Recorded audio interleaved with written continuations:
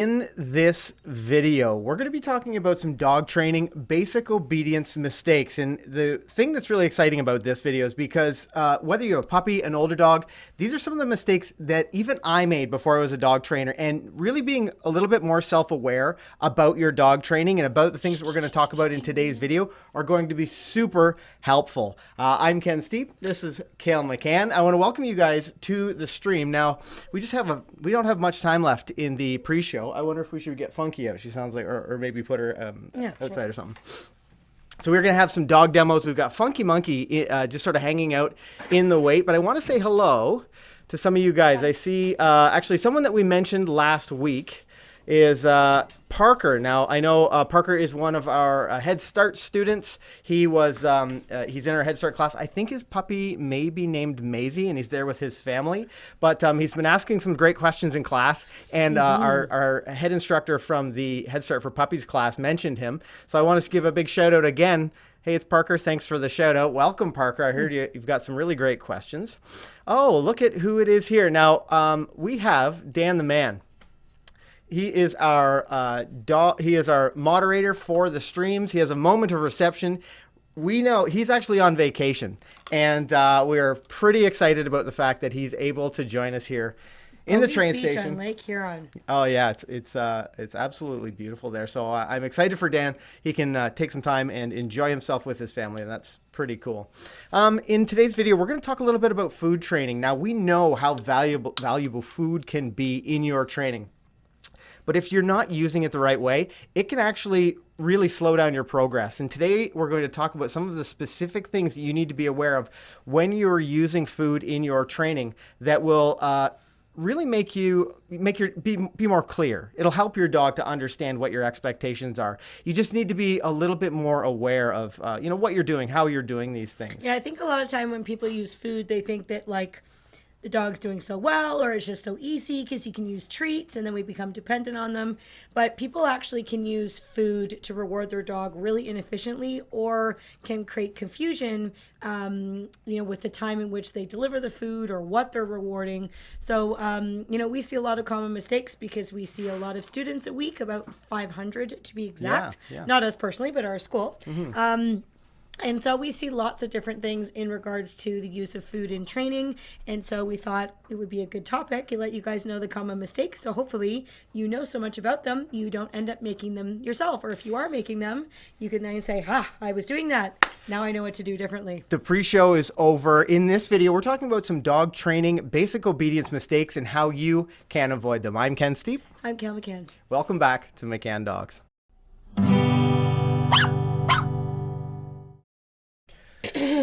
So, if you've been on the train station before, you know the drill. We will deliver some information, take a break, answer some of your questions. Maybe we'll do some demonstrations out there.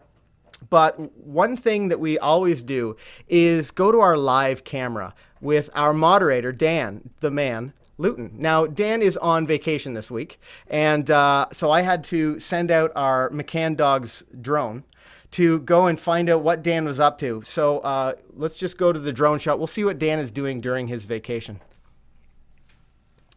Okay. Oh, there we go. There he goes. Oh, that looks like fun. Yeah, look, he's at the bottom of the screen there. I wonder, he's at the beach. Well, that looks like a pretty good time. I wish that I was there right now. Yeah. Pretty cool. So Dan the Man is on vacation this week, so it'll be a little bit more difficult to drop the links in the chat.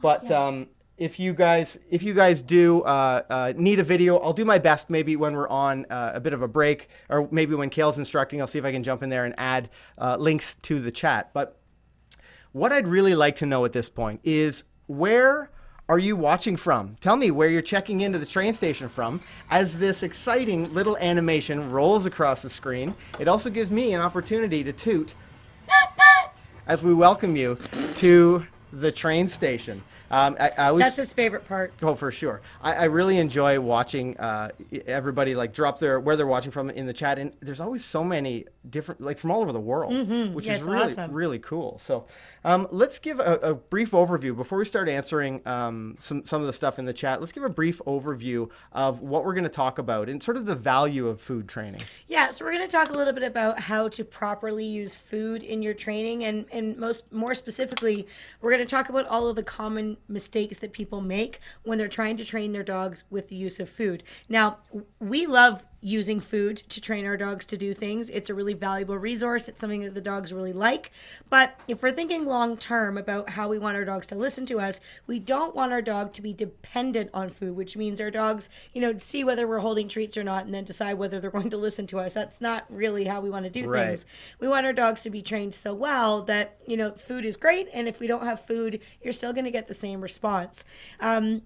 In the beginning stages of our training, though, with the McCann method, we set the dog up for success. And so when we teach the dog to do something new, we often want them to do that new behavior correctly. We want them to repeat it correctly over and over and over again. And one of the easiest ways to get them to do that is with the use of food. So we're going to talk deep dive basically into the use of food and how it can work so well, and also common mistakes that are often made that cause people to become dependent on the food, or how people can sometimes reward the wrong things and can create some confusion from the dog, which often make people blame the food, but it's not the food's fault. It's the deliverer of the food. Absolutely. So we're going to try to clarify a couple of those things for you and just let you know based on our experience, because we've seen so many people with our training, just let you know some of the things that we've learned over the years. For sure. Let's see where people are jumping in from. So I see, let's go to the top, Illinois, Minnesota, Atlanta, Georgia, Brantford, Arizona, Lafayette, Louisiana, St. Louis, Kalamazoo, Yarmouth, Greece, Bangor, Tucson. Oh, the chat is Florida, flying. Atlanta, Michigan, St. Louis, Greece. Oh, that's cool. Yeah, very cool. Michigan, lots of fellow Americans. Christopher Hall is back. Well, we're not fellow Americans. We're Canadians. But our neighbors to the south. Yeah. Christopher Hall's back all the way from the UK, Cleveland, Ohio, Kelowna, BC. Kelowna's a beautiful place. I've been out there a few times. Hi, Shandy. North Texas, Moore, Oklahoma, Long Beach, California, also a beautiful place that I've been to. Belleville, Ontario. Nice. Very cool. Okay, so we let's jump into things. Let's get this party started and hop on over to the train station. So we talk about using food in training. We talk about how valuable it can be because it's a resource that all puppies can understand. And that's such an important thing. When we're first introducing our dogs, whether it's a new dog to you or it is a puppy, we really need sort of a common language. And we like to use food as that language because it's a resource that they find valuable. But we know that there are some foods that your puppy might find more valuable than others. And we're going to talk a little bit about how you can take advantage of that in your training and how you may be using the wrong value of food to get the results that you want. Yeah, and I think that we talked a little bit on our live stream last week about the value of hand feeding your dog. So taking the time of day that your dog is already pretty encouraged to have food and use that to start teaching your dog to work for food by doing some really simple things, and we're going to get a little bit more into that. But the use of food is really important. And some dogs are just very naturally food motivated, and there's other dogs that maybe aren't as into it, but there's lots of tricks that you can do to get your dog more motivated for food. But the first thing is to not give your dog for food whenever they want to, sorry. So for example, if I was to give my dog meals, breakfast, lunch, dinner, depending on the age, we like to either have our dogs work for food and we hand feed our puppies, or we use that food time to associate food with the crate. So our dogs would go in the crate, they would eat their food as soon as they were done, which sometimes takes like 45 seconds. Yeah. A minute. Then we would let the puppy out so that basically the food just doesn't get put down in our kitchen and we walk away and we ignore it. The food is a special time of day that we associate with things that we really want to bring to light for the puppy, and make a really positive experience. So play around with the different types of treats. You know, your dog's definitely going to have some favorites, and they're going to have some ones that they're maybe a little ho-hum about. So make sure you start to learn what really makes your dog tick. For sure. And a great way to do that is to, set a couple of things out. And this is something that we talk about with our online students. Is a little trick that you can do is set 3 or 4 things out, maybe in a little dish or in a little dog bowl, and see what they go to first. Is there one that they're paying more attention to than the others? That's a great way to capture their understanding of the value of the food. So you can do that with your puppy or even your adult dog. As you're training, and again, it's sort of the time invested while you're training, but as you're training, you'll start to learn what things your dog really, really loves, and you can take advantage of those things. The one thing we need to be careful of, though, is becoming dependent on the food. Now, we use food in training, but from the very beginning, we're setting our dogs up to transition off of that food. We're giving them the right steps through the correct progressions so that you don't always have to have food in your hand. We do that through timing. We do that through presentation of the food. And why don't we maybe talk a little bit about the yes, the value of the yes in food training? Yeah. So we have a marker word that we use to pinpoint when our dog is correct. And this word is going to go on to mean something very, very rewarding for your dog, so that eventually down the road in your training, your dog will have so much association with hearing the word yes and getting a reward that the actual physical food item won't be as necessary anymore, because they're going to feel really joyful and entirely great when they hear the word. So one of the first things that we'll do, and we can probably even show you a little bit of this, very easy. We just play a little word association game. So we would get some of our dog's favorite cookies, favorite treats, maybe some of their food, and we would simply say the word yes and then feed them a treat 1 second later. Say the word yes, feed them a treat. Say the word yes, feed them a treat. Just keep repeating that over and over and over again. And basically it's just a word association. So the dog starts to predict food coming when they hear that word yes. What's really important to know about dogs, though, is that they learn within 1 second. So when you say the word yes and when you give them the food, it needs to be within 1 second of one another. If you do it before or during the same time or after, the dog's not going to make the comparison quite as distinctly. So it needs to be yes, then feed. Yes, then feed. And you're just going to repeat that. The dog doesn't even have to do anything while you do this. They can just sit there and look at you adoringly and get fed. But basically, you're just teaching them to love the word. And then you're going to be able to use that food or that word to pinpoint when they're correct. And then if it takes a few moments after you say the word yes to get the treat to them, it's not going to matter so much anymore, because your dog starts to know what that yes means. And that's one of the very first steps that we teach our dogs, to build a bit of a bridge so that later we don't have to have the food in our hands. Right. And the, I forget what I was just going to say. I was going somewhere with that comment. That escapes me.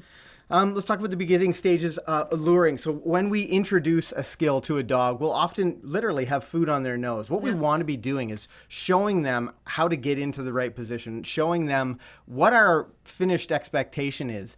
But as Kayl talked about a little bit, our ultimate goal is to not have to have food on their nose. Let's talk a little bit about the beginning stages, showing a lure, and then maybe how you might transition away from a lure. Yeah, so we use many methods of training with our dogs. We'll use luring, we'll do shaping or capturing, it's also called, and they all have wonderful pros and cons to them. With the luring, one of the reasons why we like that method for starting some things is it takes any of the guessing out of the dog. And if you have a young dog that's easily distracted or needs a little bit more focus, using luring methods to teach things can be really helpful, because the food's right there on the dog's nose, and your dog's not thinking about anything else except getting that cookie. Right. The problem with luring, if you do it too long, is while your food is stuck to the dog's nose and you're telling them commands or you're giving them hand signals, sometimes the dog doesn't notice all of those things because they're so honed in on the food that's in front of them. So when we're training something, we start with the lure, we get the dog comfortable and confident with the behavior, and then we wean off of the lure very quickly once we see that the dog has the grasp, so that we can get into making sure that the dog can do it without the use of food. But one of the things to play around with your dog would be to put some food on your puppy's nose and simply try to lure them in a circle or into a sitting position or a down position or back and forth in front of you. And if your dog chooses to follow it, every second, 2 seconds, 3 seconds, you should say yes and then let them have a bit of the food. Right. If you tease them with the food and you never give it to them, your dog's going to say, oh, I give up this. I'm not getting anything out of this. So you're going to lure a little bit, yes, and feed. Lure a little bit, yes, and feed. And that sort of primes the pump and gives you an opportunity to go into more complex things. Let's show that. Let's show some of that. I think that's a good thing. Also gives me an opportunity to toot the train whistle. And you guys know, during these shows, I love to toot. Okay, are you guys just about ready to go? Let's head on over to the train station. My dog just put herself in the crate. Okay, you don't have to be in your crate. Okay, so I'm going to go back to the very first thing that I was talking about. Come here, fun. Sit this way so people can see you. Sit. Good girl.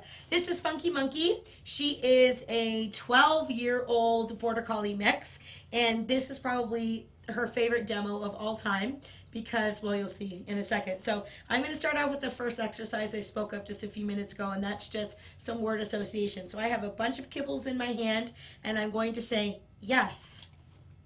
Yes. Oops, you got a freebie. Where'd it go? Where'd it go? Where'd it go? Where'd it go? Okay, here, sit. Yes. Yes. So see how I'm saying the word yes and then I'm feeding her 1 second later. It seems really easy, but this is what a lot of people do. Yes. Yes, I don't know if you can tell what I'm doing incorrectly there, but I'm feeding her and then I'm telling her yes, so she's not really going to put that together. So now that I see that she likes the word yes and she's liking the food, now I'm going to start with some basic luring. So I have some food in my hand, I'm going to put it on her nose, okay, and I'm just going to let her follow it around. Good girl. Yes, and if she follows my hand, okay, good girl. Good. Okay. Yes, I can yes and reward her. I might lure her to a sitting position. Yes. A standing position. Yes. Maybe down. Yes. So everywhere I move my hand, I want my dog to go too. Now, since I have her out here, I'm going to go into the next phase of this, and that is making sure that my dog doesn't become dependent on the lure. So say, for example, I'm teaching her the command down. If I was to say down, and my hand was on her nose and she was licking the food, she would not hear the command, she wouldn't register. I might as well say spaghetti and then lure her into position. She's not really going to put that together. So if I'm teaching my puppy something new, I need to make sure I have her attention.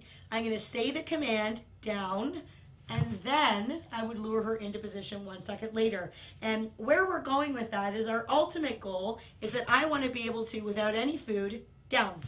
Yes, good girl. Have her respond to the verbal command without me needing to show her a hand signal, without needing to show her the food. But in order for her to understand that, I need to separate my verbal from my food and signal so that she can do it separately as well. So I'm going to show you correctly one more time. It would be down, then lure 1 second later. This would be incorrect. Down, then lure. Okay, so I'm distracting her with the food. She can't hear what I'm saying. So the timing is very specific. It seems very detailed, but often when our dogs aren't understanding something, we get frustrated with them. But really, if we look back and dissect the information that we're giving them and how we're teaching them, we often can create confusion. So it's really important that we understand how these little dogs' brains think so that we can deliver them information in the clearest way possible. And you're going to have a much better dog, better trained dog because of that. For sure. Why don't we answer some of the questions on the chat, bring us on back over, and just hang out with you guys. Now let's I've got some of the questions loaded up in the queue, and we're going to get, in just a few moments, we're going to get to some of the biggest mistakes that you can make using food that will really undo your training. We talked a little bit about what you should do, but very soon we're going to get to what you shouldn't do. And these are some of the things that I did before I was a dog trainer, that so I can relate. You know, don't feel like, oh, I've made a lot of bad mistakes. Everyone does. It's all part of the learning process. Yep. So let's check out the queue. I see Kellyanne Perry says, hey guys from Yarmouth, Nova Scotia, thanks for covering the topics. I'm sure I'm messing up loads of things for Luna RE training. Yeah, and this is part of the process. You know, we try to give you guys as much content as we can, but it's a rather one-directional experience. So being able to go on these live streams and answer your questions, you know, we do these for you. So now's the time to ask your questions because we have this opportunity. And the cool thing about dogs is that they're so darn smart. So if you have been making some mistakes or doing some things wrong up until this point, don't worry about it. You know, you can go back and you can start over a little bit. You know, they have that saying, you can't teach an old dog new tricks, and that's not true. It is certainly harder to fix something once a dog already believes it to be one way. Right. But it's not impossible. It's just, you know, you need to be that much more consistent, that much more clear. But, you know, you can go back and fix some of the things. So if there's things that you hear tonight, you think, oh gosh, I wish I had done it that way, you can just erase and start again. Yeah. Give it a try. Christina Ramsey says, my question is how to train a puppy with having 3 children that want to be involved, but you're worried that they will undo your hard training and work. It doesn't even need to be 3 children. It could be 3 adults in the house. They can undo hard work just as easily. That's a great point, a really great point. So what we often suggest is that there's one main trainer. So in your situation, that's a great opportunity to do like a family exercise. So anytime that training is happening, you're going to be in the lead, and then maybe the kids can help out. Once you've taught the dog to do something like a sit stay, or I'd start with a stationary exercise because you have so much more control. But really sort out the dog's understanding of the skill, and then you can include the kids in some of the training, but you're there the whole time. You're overseeing everything. And you can involve them by like having them do some distractions for your dog, or you could use them to teach your puppy to greet with good manners. There's lots of ways that you can incorporate the kids that is a little bit more controlled. Now you need to have control of the dogs, but you also need to have control of the kids as well, because what you don't want to do is just hand the leash over to the kids who don't really know what they're doing, and you know, teaching the dogs that in those moments with the kids that they don't have to do the same behavior. So Ken and I don't have kids of our own, but our dogs are around kids quite often because of our friends and family and things like that. And so when we have our dogs around children, we will have them on leash, and we will be really controlling things. And if there's any kids that want to ask the dogs to do behaviors, we allow that, but we're standing right there. So if our dogs, you know, decide that they're going to be bratty because they look at this, you know, 7-year-old kid and think, I don't have to listen to you, we can follow through and say, yes, they told you to sit, so you need to sit. Right. And we can follow through. And very quickly the dog's like, okay, I have to listen to everybody who gives me the command. Or sometimes we'll ask them to do a behavior, and then we'll have the kid do the rewarding, just to sort of build more value for the child. So there's lots of ways that you can incorporate it in a really controlled manner that's not going to undo your training. Shady Blake says it could literally be one husband messing things up. Luckily, my husband is a dog trainer, so that doesn't happen very often. But we certainly have our own little things that we like about our own dogs. So I saw a question that's come in a couple times. Silver Mombod says, is a collar or harness better for a puppy? And this is a pretty common question. And I know there's lots of people who say, oh, my dog's not pulling as much because he's wearing a special harness that like pulls underneath and does all these things. But I can tell you definitively that using a collar will give you better control, will allow you to give your dog more concise, precise information. It just gives you head control, and it's so much more valuable than trying to give them that same direction on a harness. Yeah, our ultimate goal is that we don't want our dogs to learn to pull on the leash. And the problem with harnesses is that it's really easy for dogs to pull. And one of the reasons why people like to walk their dogs on a harness is it distributes the weight from the dog. And so it becomes easier for us to walk the dog. So there's a plus side there. But what it's not doing is it's not teaching your dog not to pull in the first place. All you're doing is adapting to a pulling dog. So, and we're trying to train to a higher level than that. I want to be able to put anything. My dogs can wear a harness, but they don't pull. Their leash is still completely loose because they were initially trained to do all of their obedience work on a collar and a leash. So we definitely suggest using a collar. The only time we would make exceptions for that is if there was a dog like under 10 pounds or a dog that had trachea issues. And obviously you need to make certain, you need to adapt things.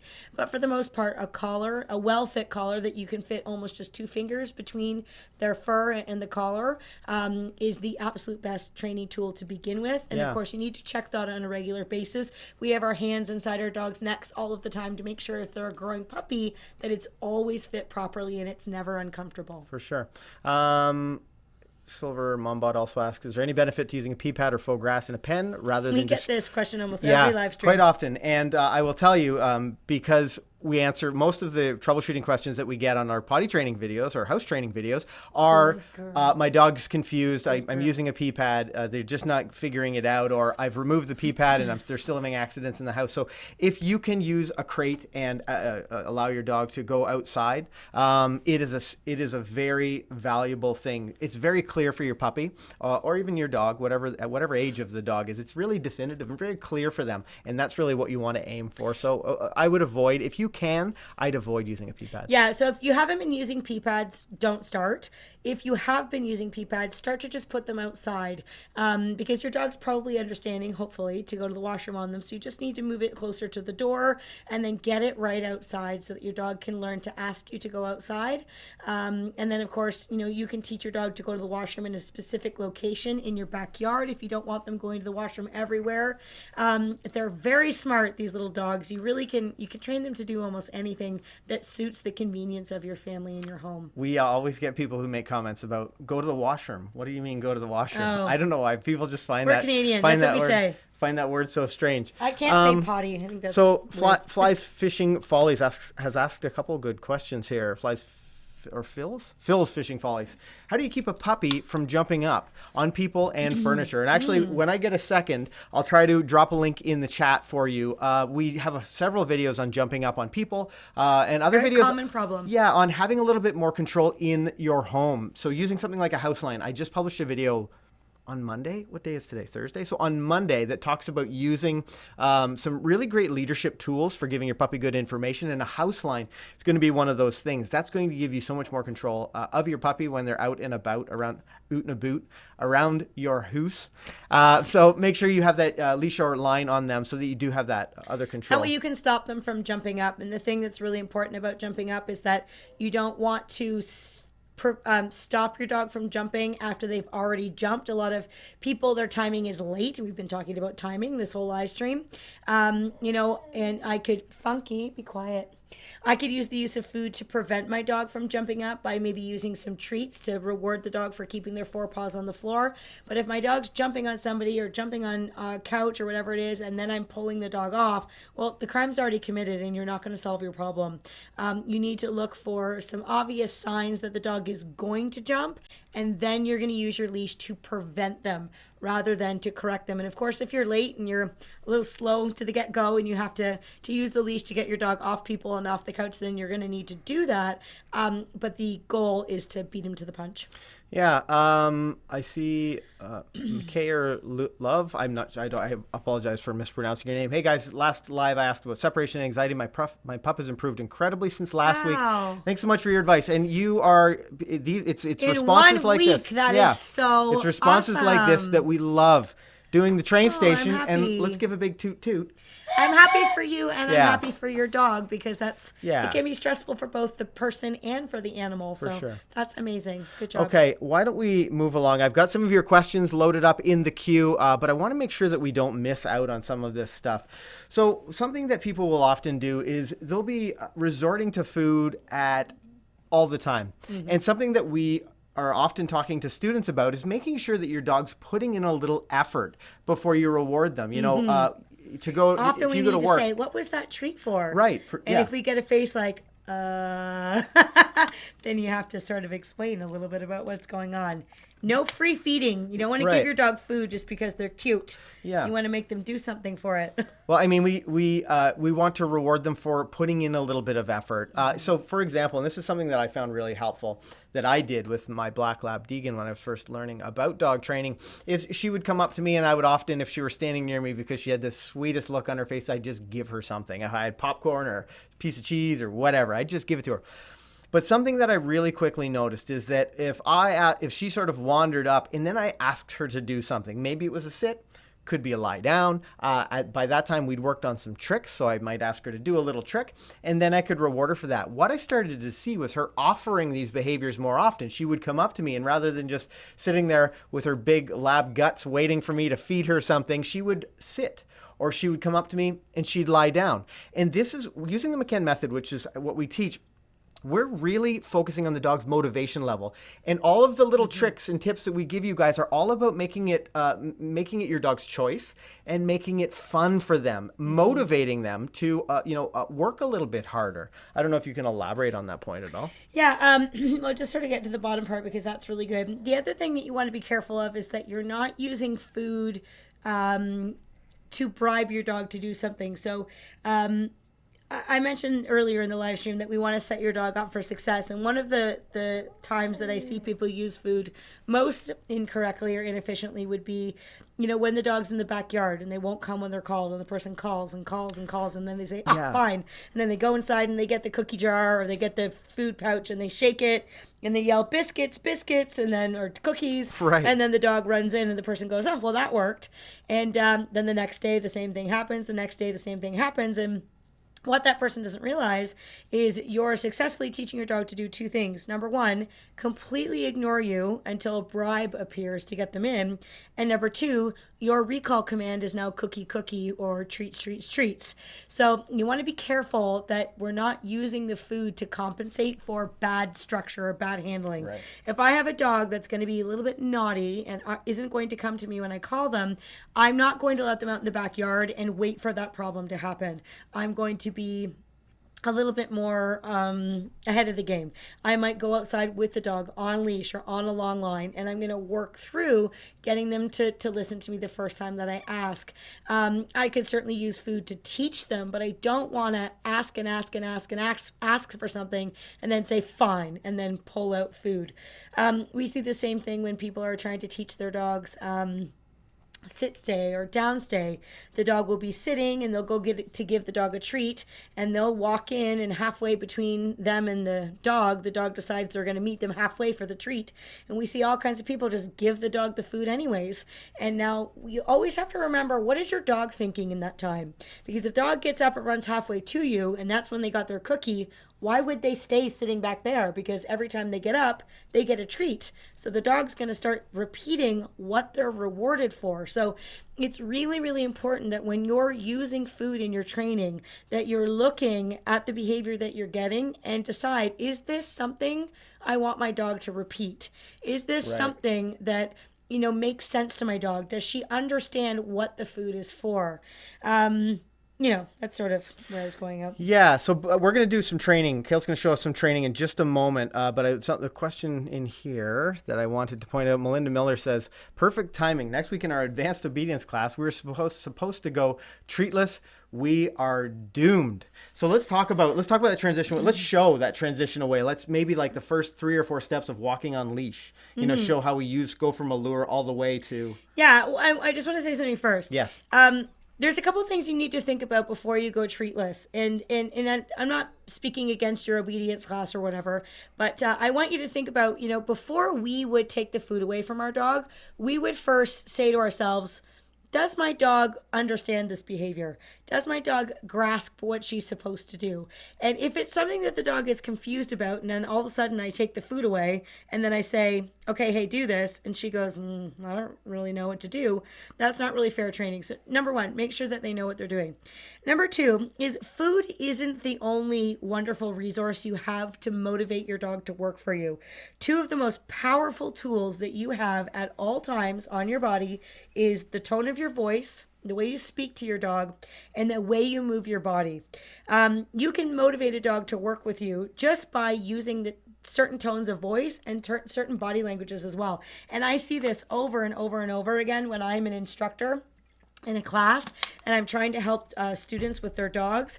I have a pretty boisterous personality, and there's times where I will say cheer him on, and I'll make some gestures, or I'll use a happy voice, and the puppy wants nothing to do with the handler. They just want to follow me around, and I don't even have treats.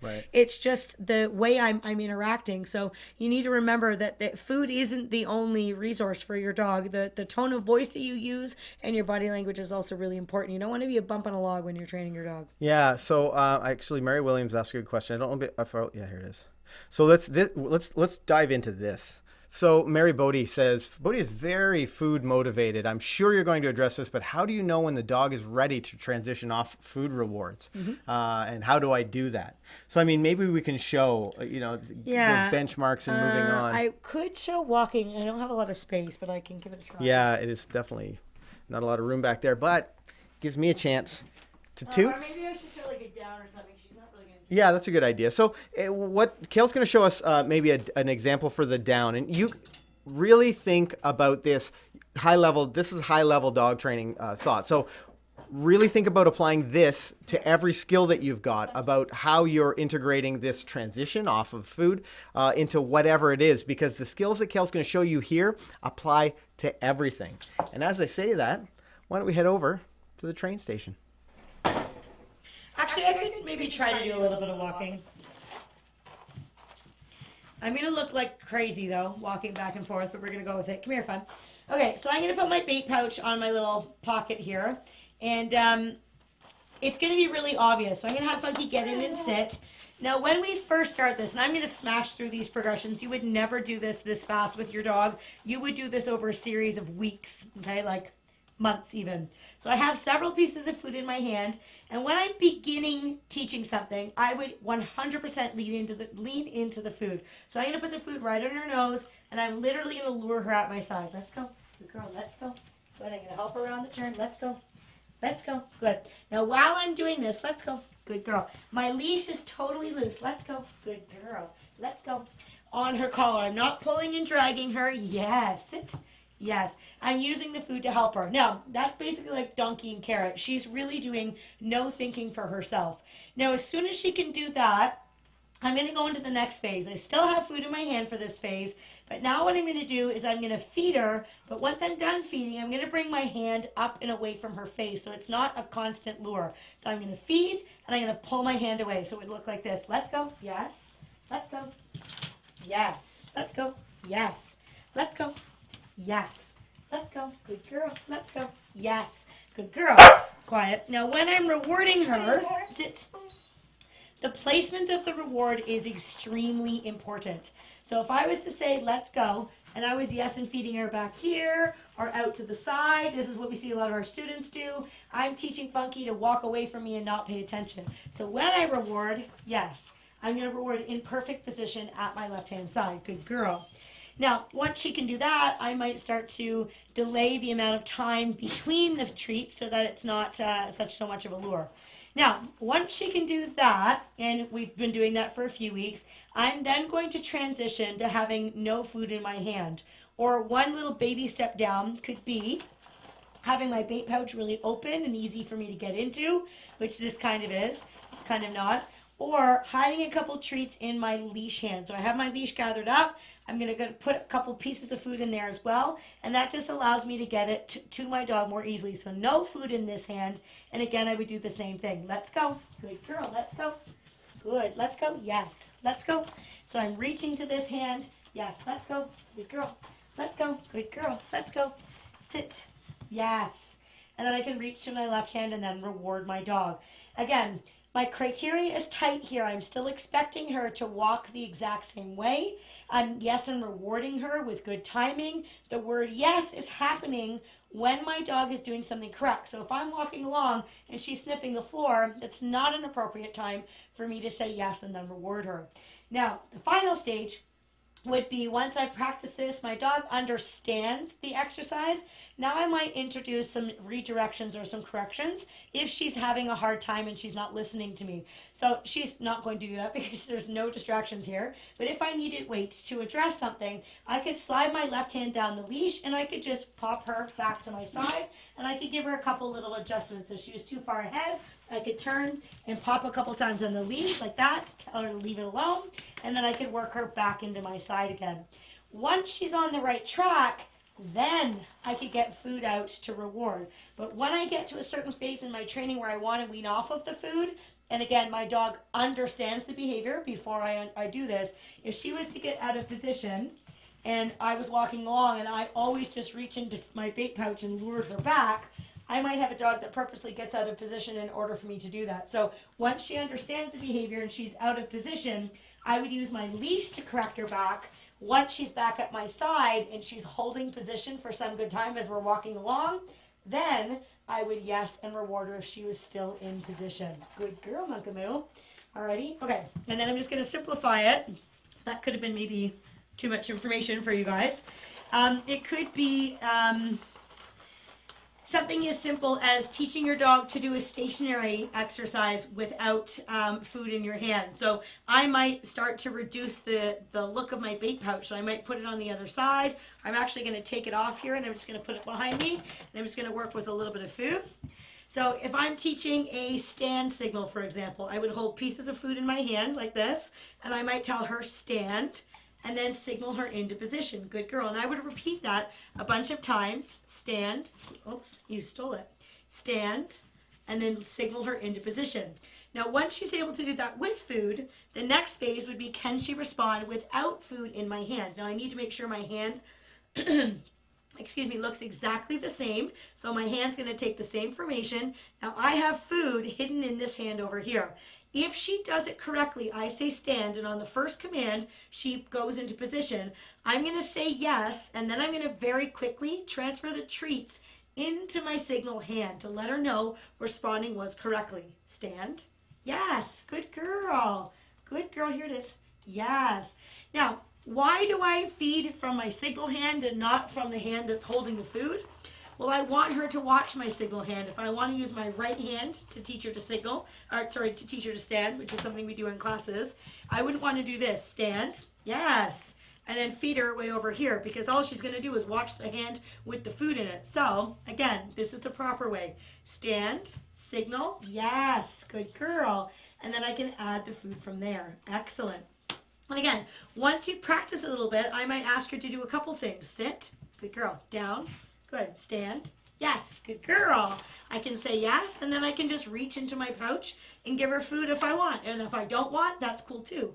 Down, yes. Sit, good. High five. Yes, good girl. I can say yes, and then I can get some food out and then reward her. I'm not needing to have it in my hand, but I'm working very slowly and gradually into that position. We're going to finish with the cutest trick of all time. Are you ready? Can I have a hug? Schnucks? Oh, good girl. I did have to use food to teach this. Good girl. So why don't, maybe we should jump into a little bit of conversation about the worst things you can be doing with food in terms of reward. And I wonder if you stay there, if we talk maybe about like tight leash and fixed feeds. Do you think that, or do you want to give her a break? Yeah, I'll come and talk about it. Okay.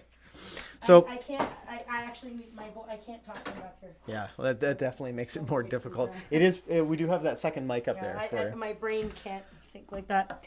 I've been teaching all day, and I'm not sick, but my voice is very raspy right now. Yeah, you've got. I have teaching voice. Yeah, or like a country and western singing voice. Yeah, maybe I should do some singing right now. Let's jump into some of these questions. You guys have some great questions here. Christina Ramsey, can I purchase one of your pouches online? We actually got brand new pouches, Christina, and I'm trying to set They're awesome. I'm trying to set up an online purchase page or some way to get you, because so many people have asked. If you're for local, them. You can come to our school and get some. For sure. But I'll try to get them available online.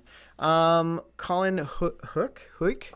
How do I restrain my dog in my yard? How do you all do that? So, Colin, this is something we'll devote a lot of time to when we talk about perimeter training or threshold training. But it's not as simple. If we have any doubt, we'll make sure our dogs are in a safe area. So if they aren't being supervised, they're going to be in an area where they, can't wander away or get into trouble. Yeah, like our dogs are outside. Some of our dogs are outside right now, and we have a fully fenced dog pen that has very high fences in it, and they've spent a lot of time out there with us with them, and it's fully secure so that they're safe and nothing can happen to them, but if there was anything that wasn't fully secure, we wouldn't leave them unattended. So Mary Williams asks a question, and makes a statement, and I think this is a good one for all of us to talk about. She says, one difficulty for me is the 1 second rule is that Bodhi is faster doing the right thing than I am at responding with a reward. And this is one of the things that I wanted to talk about today, because the value, Marion, I don't know whether you're here at the opening at the beginning, but using the yes is how you're going to maintain great dog training. Timing. It's so important to use your voice to mark the moment that your dog makes that great choice. You know, your dog offers a behavior. Yes, you mark that moment. It's not unlike clicker training, and people seem to be more familiar with clicker training than other clicker things. training and the use of the word yes is, you know, exactly the same thing. You're using a command or a sound to mark the correct behavior, and that buys you the time to get your reward out. Now, you don't want to take forever to get your reward for sure, but as long as you've said yes and your dog understands what yes means, and you've done the proper like loading up and word association exercises that I mentioned at the very, very beginning of the live stream. As long as you've done that correctly and the dog understands the word yes, as long as you say the word at the correct time, it's okay if it takes you a few extra moments to get the food. That's why we use a marker sound or word. It's to allow us to have great timing, even though we might not physically be able to. Think of it, if you were trying to teach your dog to do something at a distance, you know, if I want my dog to lie down or to wait at a distance and I'm 30 feet away, well, I'm not going to get my treat to my dog within 30 seconds, but I could say yes at a distance and then walk briskly over to the dog and reward from there. So really think about the use of your word yes and the timing in which you're using it. Yeah, and you know, in just a minute, we're going to talk about some of the mistakes that you can make with food training and not using your yes and trying to get in and reward your dog, especially when you start to create distance, whether it's in your stay or any of those stationary things, is part of the challenge, is part of the problem. And oftentimes people will make a big mistake and reward their dog for the opposite of what they think they're rewarding them for. Let's see. Mary Wild says, much better than others I've seen bribing. This makes more sense. Thank you. Yeah, Mary, and that's sort of our focus. I mean, over the course of, I guess, 37 years, we trained more than 90,000 dogs, and the training has evolved over time. You know, we from older methods to using food a lot. You know, using food at the early stages, but our focus has always been on having a dog who's motivated to work and on training away from the food, so you don't have to depend on it. Putting your dog in these challenging situations and making sure that they make the right choice by setting them up, or by having some control if they make the wrong choice. But it's all about choices. Yeah, and I think that's really important because some people say, well, I'm not going to use food because I don't want my dog to be dependent on it. And then there's other people that just use food from like day one to like the very end of time, and their dog can't really listen unless they're bribed. So we fall somewhere in the middle. We teach the dog using food so that they do it correctly. And once we can see that the dog grasps the behavior, then we start to take some of those training wheels off and say, okay, now can you do this behavior when I don't have food in my hand? Can you do this behavior when I'm at a distance? Can you do this behavior when there's distractions around? And so we're proofing exercises so that we're not only getting great responses, but we're also getting reliability. And then once your dog gets to a point in the training, you can choose to reward or not, or use some of the other forms of reward that I talked about. You could use a toy. You could simply play with your dog. You could pet your dog. There's lots of things that you can do that isn't needing to be simply about a food reward. It's so important.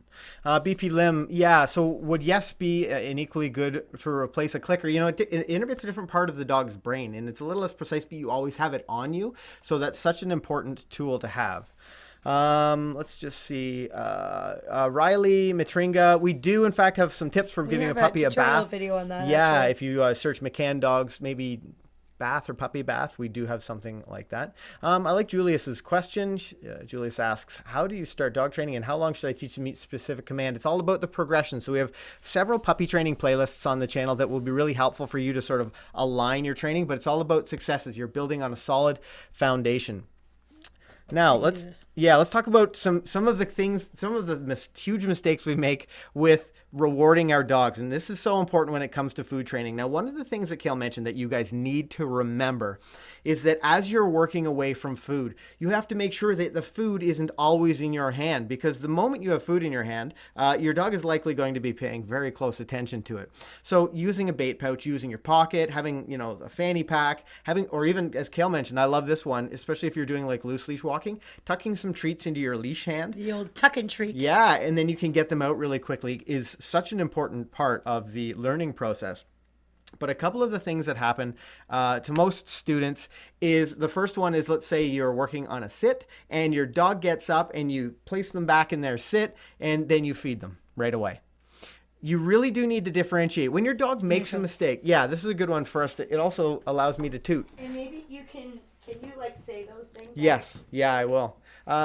This is teamwork, Kayl, and I want to mention big shout out to Shandy Blake. We didn't have Dan the Man in our chat, and Shandy, I made her a moderator, and within about a minute, she's already dropping links in the chat. So thank you. Shandy, she's good. You. Yeah, she's good. Ask Shandy if I'm going to see her at the national championships. Okay, I think she'll probably have heard you, but Shandy, will Kayl see you at the national championships? On that note, let's head on over to the train station. Good. Okay, so one of the common things that we often see people do is when they go to ask their dog to do a behavior, they will often ask their dog to do behavior. So say we're working on a sit at the side, for example. People often will do this. Okay, good girl. Sit. Yes, good girl. Good sit. And they yes and reward with their dog on a completely tight leash. Now, again, I want to be able to eventually take my leash off. Okay, sit. Good girl. And teach her to listen without food, without the leash on, whatever it might be. So when I'm training my dog to do something new, it's very important that when I ask her to do behavior, okay, good girl, sit. Yes, good girl. I can say yes, I'm going to reward, but my leash needs to remain loose. Same thing if I'm teaching her to hold a sit at my side. If I'm saying sit, good girl, and I have the leash tight and I'm rewarding her, my poor dog is not making any decisions on her own, and I'm also making this exercise quite unpleasant for her. So I need to put slack in the leash. Hopefully you can see that there. And I'm not going to hold her tight. Now, when you're working with a young dog, now this dog's trained to hold a sit at the side, but when you have a young dog, it's very common that the dog will get up at a position, and we see a lot of people do this. Sit, yes. They give the dog a little correction, and then they feed, and then the dog gets up, and then they correct the dog, yes, and then they feed. So let me put it to you this way. If someone was to walk up to you and then stomp on your foot and then hand you $100 bill, and they were do it again, stomp on your foot, hand you $100 bill, would you let them stomp on your foot? You wouldn't really like it, but every time it happens you get $100, so you're kind of like, okay, I'll let it happen. So if she gets up at a position and I correct her back, but she gets a cookie for that, my smart dog is very soon going to say, oh, when I get up and you put me back, good things happen. So this would be much better timing. Maybe my dog goes to jump up on someone. So use your imagination. She jumps up on someone. I correct her back. I get her sitting at my side again. I'm going to loosen the leash and I'm going to count 1, 2, 3, yes. And then I'm going to yes and reward. Now Funky absolutely knows that this cookie is for holding a nice calm, controlled sit.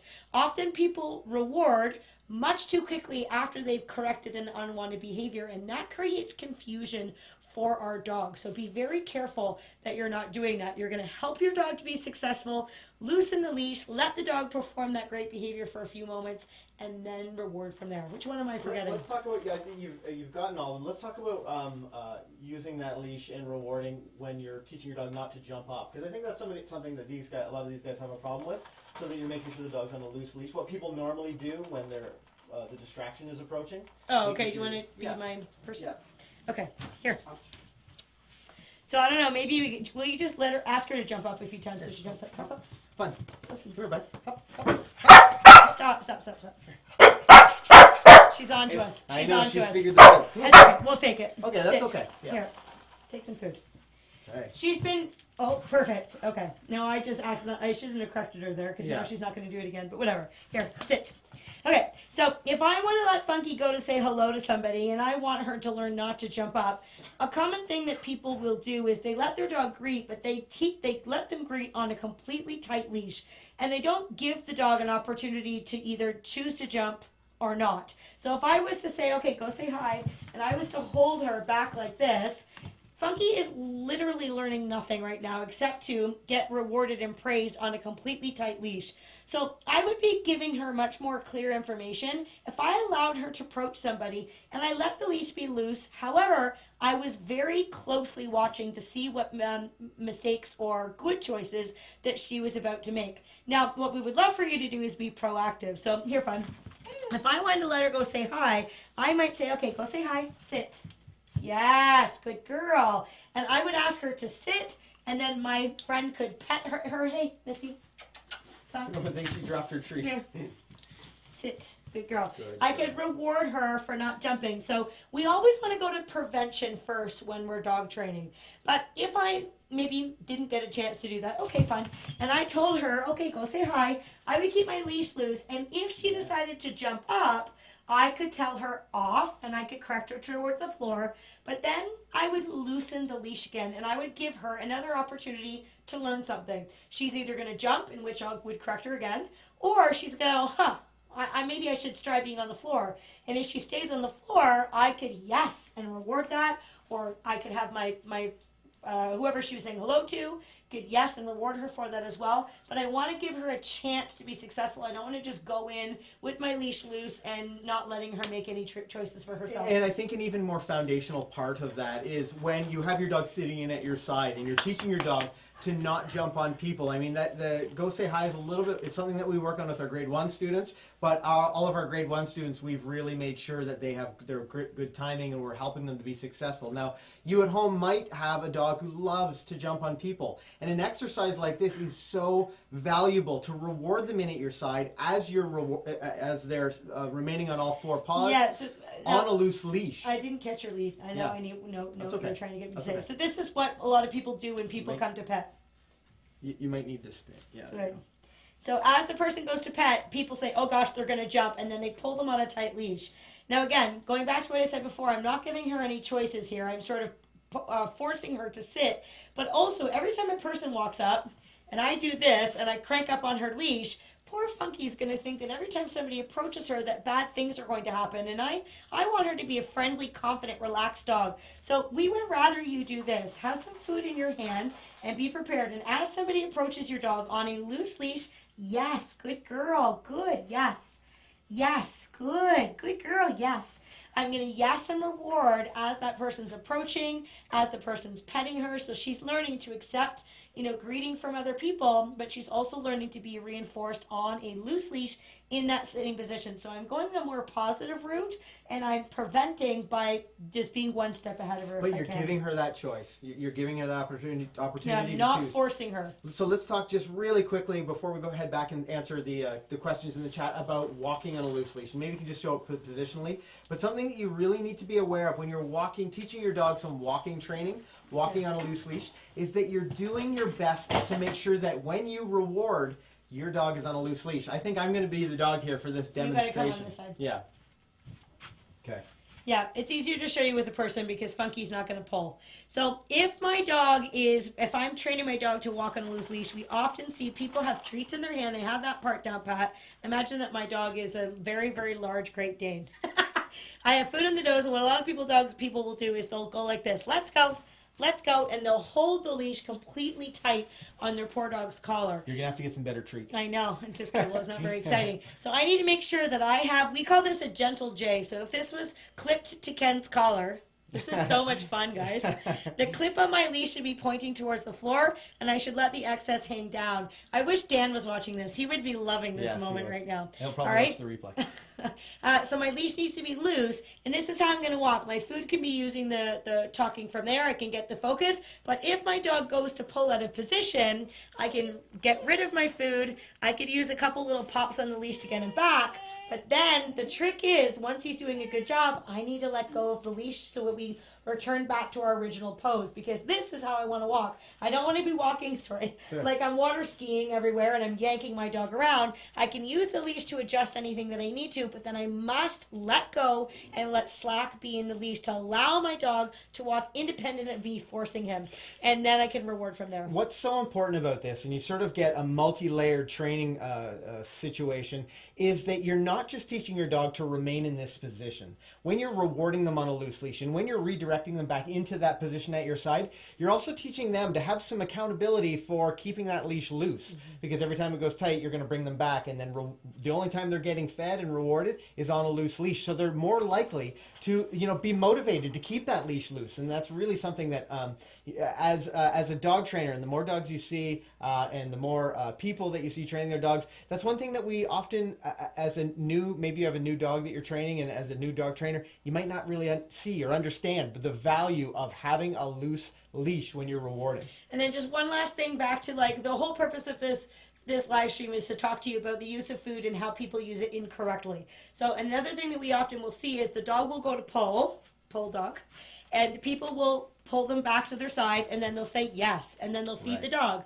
and then the dog will pull, and they'll bring the dog back. Yes, and then they reward. And then the dog pulls. So my smart dog is thinking, I leave, you pull me back, and then you give me a cookie. So again, you don't ever want to fix your dog and then feed your dog within 1 second of each other, because dogs learn within 1 second. So proper timing would be my dog pulls, okay? I would fix them back with my leash. We'd walk a few steps, la la la la la, you are the most perfect dog ever. Yes, and then I would reward. So my dog clearly says, aha, I see what the treat is for. It's for walking with you on a loose leash, for paying attention. I need to make sure that what I'm yesing and rewarding, my dog understands what I'm using the food for. Mm-hmm. Yeah, Funky was very jealous that you were the dog and not her. Yeah, I've got one treat for her that maybe she can have. Okay. There you go. Okay, we're going to head on back. I hope my grade 1 students are watching this. Okay, so lots has been happening. Tons of questions on here. Got a couple of minutes left. Let's see what we can find. Oh, you know what? I still have some stuff in the queue that, I'd like to check out. View the queue. Maybe we've talked about all this or some of this. Yeah, we've talked about a lot of that one. Oops. Oh, right. Yeah, Phil's Fishing Follies. This is a good question. What about gentle leader versus a collar? And so let's talk just for a moment as I grab some comments about when you might use a gentle leader and why we choose a gentle leader for those really challenging dogs. So we are big advocates for the gentle leader head collar. There are a ton of head collars out there on the market, and we specifically like the one called gentle leader. We like the way that it works. We like the way that it sits on the dog's head.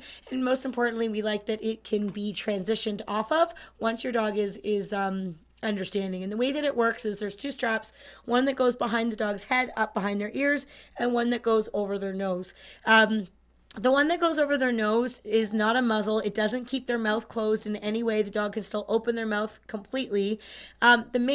The main strap that does all the work is the one that goes up behind their ears. And each time your dog pulls or you need to maneuver your dog, they sort of get a pressure sensation behind the ears. And it's a very recognizable feeling, because when your dog was a puppy, they would have been corrected by the mom. They grab them by the scruff and they do their corrections. In that location. So when the dog pulls and they feel that sensation, they go, oh, and they sort of react. And the reason why we like it is it's a really non-confrontational way of getting a little bit more control over your dog without having to use constant correction. So we are not advocates of, chain collars and pinch collars and things like that. No. We like the gentle leader because it's powerful, but it's painless. And, with good information and good guidance, a lot of the dogs can figure out, everything that they need to figure out. A lot of people think that using the gentle leader means that they're failing or they're not doing a good job as a dog trainer. And we don't look at it that way at all. Our goal is that we can train the dog in the least adversive way as possible, and to give them the best information. I'm a very good dog trainer. I'm not afraid to say that. And I use gentle leaders with my own dogs because it has a nice calming effect on them. I don't have to correct as often. I can sort of work with my dog with a calmer mind. I have border collies that get very excited. And I just find that I can get them understanding an exercise. And then once they understand that, then I can wean off of the gentle leader. The gentle leader sort of turns into a regular collar, and then I'll go from there. So some dogs never, ever need to use one, and there's some dogs that really should use one. They would make their lives a lot easier. So it's just personal preference. But if you are looking at something other than a collar, because your collar is just not cutting it, our advice would be to look very thoroughly into the use of a gentle leader. Yep. Jaybird ATC, when walking on leash, what collar is best? Flat martingale, flat buckle collar. Try not to use a dynamic collar when you're like a martingale when you're teaching a young dog. We want that information to be very specific, so when they reach the tightness of the tightness of the leash will make a big difference in your walking on leash training. So if you're using a flat collar, there's no movement. It's much more black and white. Schmengi, do you have training sessions in Vaughan area or GTA? Schmengi, we are located in Flamborough, Ontario, but we do have My Dog Can, which is our online program. It's like a homeschool program. We do have that in the, and actually, you know what, for all of you guys, we have, and you can see right here, it's what great timing. Click the QR or scan the QR code or click the link in the description for our Mystery Box online training group. So if you want free online training, there's fun exercises we do every month. Check out the link in the description. We have a bunch of people in that program and lots of people in the Facebook group. Super fun. But if you're looking to do a little bit more with your dog, it's a great place to start. Don D, watched all your videos, but I still need help with biting. My puppy bites at me and settles down and looks at me waiting for the treat. Thinks part of biting biting first is part of getting the treat, I think. So Don, what we were talking about today is part of that reward timing. Be very conscious of when you're rewarding. So check out that video again. Check out the puppy biting video that we have, and really watch what Kayl's looking for when the puppy relaxes a little bit, and you use your voice first. Don't fix then feed. It's just not helpful for the puppy. It's also really confusing. Interrupting that behavior early, using your voice, calm praise to really let your puppy know that this is what you want before bringing out a treat is really important. Karen Rowe asks, what about harnesses? Karen, we talked quite a bit about harnesses a little while back. So if you just go back in the live stream, you'll hear it. And then does a gentle leader work with puppies? Yeah, absolutely. It's very pain-free, so you can use it with baby puppies, you can use it with tiny dogs, you can use it with large dogs as well.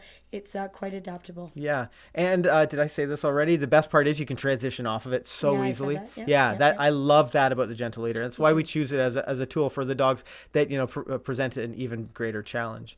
Let's see what we've got here. MCHM Mav.